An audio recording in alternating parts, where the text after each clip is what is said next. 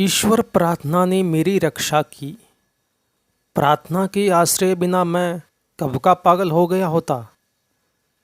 अन्य मनुष्यों की भांति मुझे भी अपने सार्वजनिक एवं व्यक्तिगत जीवन में अनेक कटु अनुभव करने पड़े। उनके कारण मेरे अंदर कुछ समय के लिए एक प्रकार की निराशा सी छा गई थी। उस निराशा को दूर करने में मुझे सफलता हुई तो वह प्रार्थना के कारण ही हुई। सत्य की भांति प्रार्थना मेरे जीवन का अंग बनकर नहीं रही है। इसका आश्रय तो मुझे आवश्यकतावश लेना पड़ा।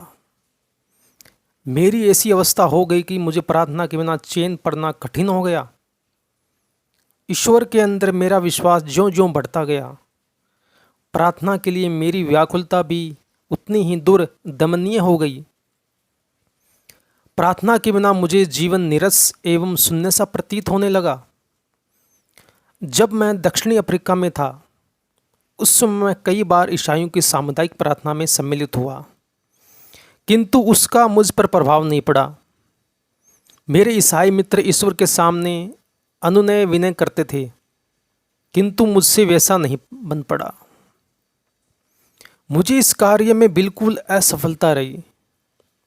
परिणाम यह हुआ कि ईश्वर एवं उसकी प्रार्थना में मेरा विश्वास हिल गया, और जब तक कि मेरी अवस्था परिपक्व न हो गई, मुझे उसका अभाव बिल्कुल नहीं खला। परंतु अवस्था ढल जाने पर एक समय ऐसा आया जब मेरी आत्मा के लिए प्रार्थना उतनी ही अनिवार्य हो गई जितना शरीर के लिए भोजन अनिवार्य है।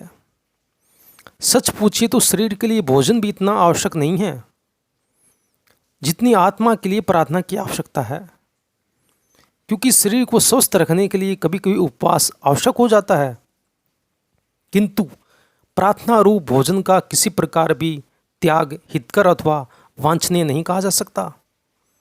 प्रार्थना का अजीर्ण तो कभी हो ही नहीं सकता।